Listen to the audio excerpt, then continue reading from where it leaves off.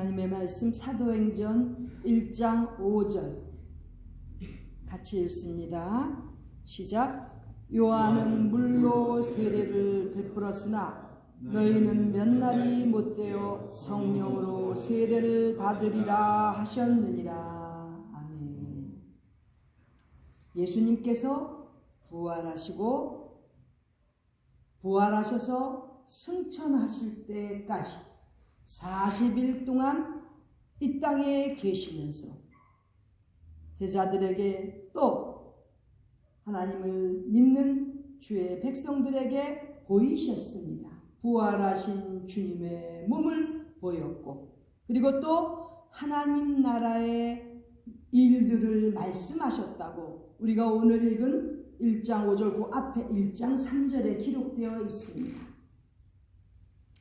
이렇게 주님께서 부활하시고 승천하실 때 40일 동안 너무나 중요한 기간인 것입니다. 사실 이 40일이 사순입니다. 사순. 그런데 이단들이 사순절을 쓰는 바람에 사순이라는 말을 하지 못하고 그저 성경에 기록된 그대로 40일 동안 이렇게 말씀을 드리겠습니다. 우리 주님께서 부활하셔서 40일 동안 계시면서 친히 부활하셨음을 보여주셨습니다. 즉 주님을 믿는 백성들이 나가서 부활하신 주님, 고난받으시고 부활하신 주님을 증거하도록 그 부활의 증인이 되게 하시기 위하여 주님께서는 바로 승천하시지 아니하시고 40일간을 이 땅에 머무셨는데, 그 머무시는 중에 굉장히 중요한 말씀들을 많이 하셨는데 오늘 특별히 세례에 대한 말씀을 하십니다. 세례. 요한은 물로 세례를 베풀었으나 너희는 몇 날이 못되어 성령으로 세례를 받으리라, 이렇게 말씀하십니다.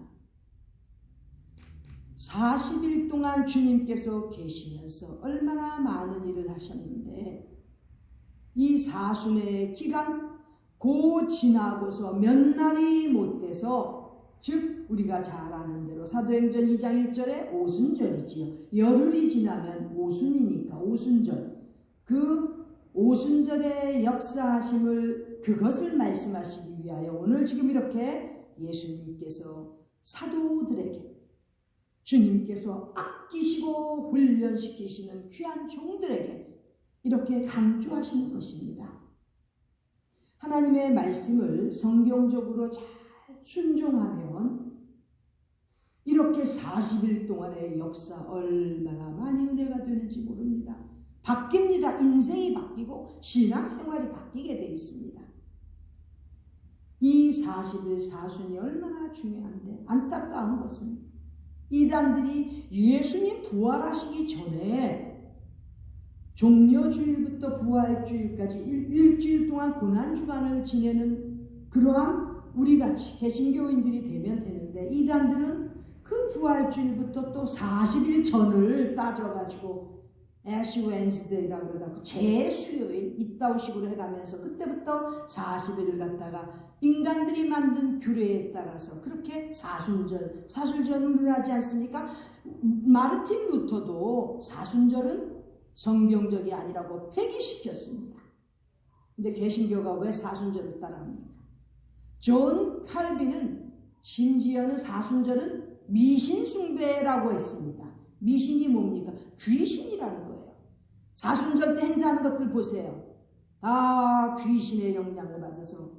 왜? 오순절 역사, 우리 개신교에 예수님께서 부활하셔서 사순 동안 계셨던 그 역사를 흐리기 위해서 미리 벌써 사순절로 초를 쳐놓는 거예요. 이단들이 하는 짓이죠. 그러니까 존 칼빈은 그것은 미신을 숭배하는 것이다, 즉 귀신 숭배라고 이렇게 다 폐기 처분한 건데, 이단들은 그저 사순절 해가지고 이상한 짓 해가지고 그렇게 하고, 또 모자른 개신교 목사들 그저 제대로 성경적이지 못하다 보니까, 성령 세례를 받지 못하다 보니까 깨닫지를 못하는 거예요. 그래갖고 순수한 교인들을 갖다가 헷갈리게 하는 거죠.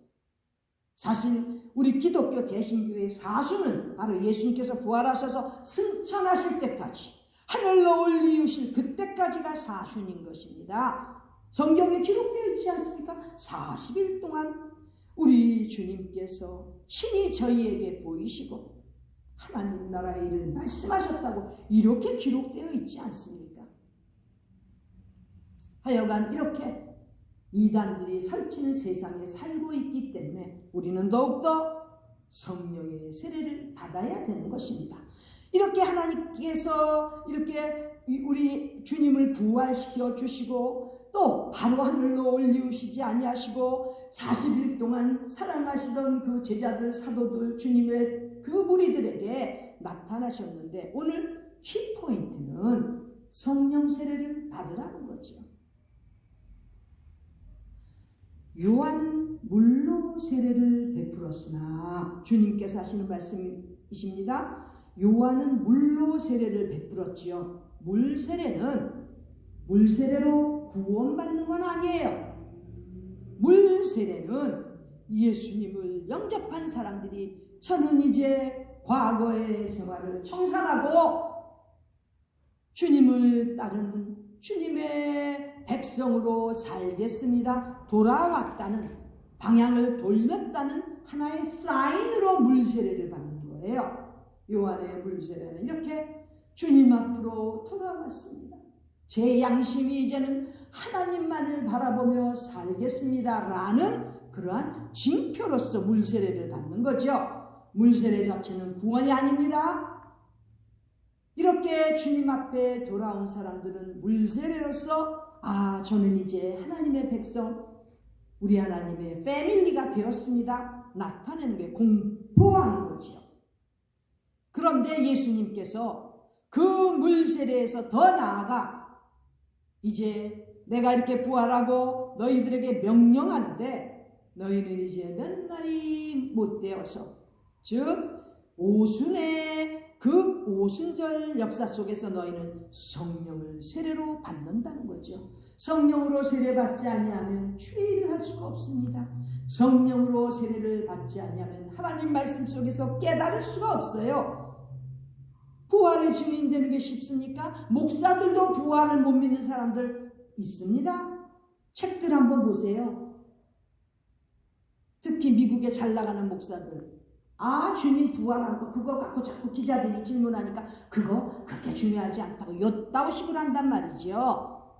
예수님께서 벌써 아신 거예요. 주의 종이 되고 주의 일을 하려면 성령으로 세례를 받아야 된다는 거죠. 그래서 주님께서 승천하시기 전에 간절히 유언을 하시기를 너희는 성령으로 세례를 받으리라 이렇게 말씀하시는 것입니다. 그래야 우리가 잘 알듯이 사도행전 1장 8절 성령이 임하시기 때문에 권능을 받고 예루살렘과 유대와 사마리아와 온 땅 끝까지 이르러서 주님의 증인이 될 수 있기 때문에 성령 세례는 받아도 되고 안 받아도 되는 것이 아니라 성령 세례를 받지 아니하면 벌써 그저 물 세례 그거 받은 정도로는 그저 그 단계에 머무는 것입니다.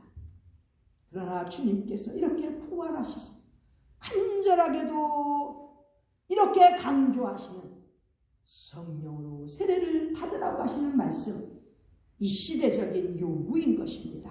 지금 성령으로 세례 받지 못한 사람들, 그 사람들 때문에 얼마나 기독교가 욕을 얻어먹습니까? 한국이 왜 사상적으로 저렇게 나뉘어져 있습니까? 제가 생각해보고 또 생각해봐도 목사들이 성령으로 세례를 충만히 받았다면 대한민국은 하나가 되었을 것입니다. 교회 직분자들이 성령으로 세례를 받았다면 저렇게 민족이 시끄럽게 나눠지지 않았다는 거지요. 교인들이, 성도들이 성령으로 세례를 받았다면 저렇게 타락한 대한민국 사회가 되지 않았다는 거지. 하나님의 은혜가 아니었으면 정말 저렇게 한반도의 반토막이라도 민주주의를 누릴 수가 없었는데 그 은혜를 다 망각하고 감사하지 아니하니까 저렇게 사상들이 나뉘어서 뭐가 문제인지도 모르는 그러한 종족이 되어가고 있다는 거죠. 대통령으로부터 시작하여 모든 정치인들 또 하나님 앞에서 살아가기를 다 마땅히 해야 되는 주의 종들, 기독교 지도자들, 우리 하나님 앞으로 돌아와야 되는데 돌아올 수 있는 비결은 성령으로 세례를 받는 것입니다. 성령을 구하는 자에게 주님께서 약속하신 것, 하나님 아버지의 약속하신 것 주님께서 보내주신다고 이렇게 약속하셨기 때문에 저는 이 시대 기독교인들이라면 반드시 성령으로 세례받아서 우리 하나님의 말씀 가운데서 깨어지고 하나님의 말씀을 순종함으로써 우리 하나님만 바라보는 진정한 주님의 백성들, 하나님의 자녀들로 살아갈 수 있다고 확신합니다. 그렇다면 무조건 성령의 세례를 받는 그러한 모든 하나님의 백성들이 되게 하기 위하여 나가서 부활의 증인으로 우리는 살아가는 이러한 모든 하나님의 귀한 종들이 되시기를 간절히 바랍니다. 기도드리겠습니다. 하나님 우리 아버지, 물세례뿐만 아니라 성령으로 세례받아서 하나님의 말씀 속에서 깨어져서 겸손한 주의 종들 되게 하여 주시고 주님의 말씀을 순종하고 삶에서 나타나는 빛과 소금이 되도록 하나님 아버지 우리를 성령으로 충만케 하여 주시옵소서. 존귀하신 예수님의 이름 받들어 간절히 기도드립니다. 아멘.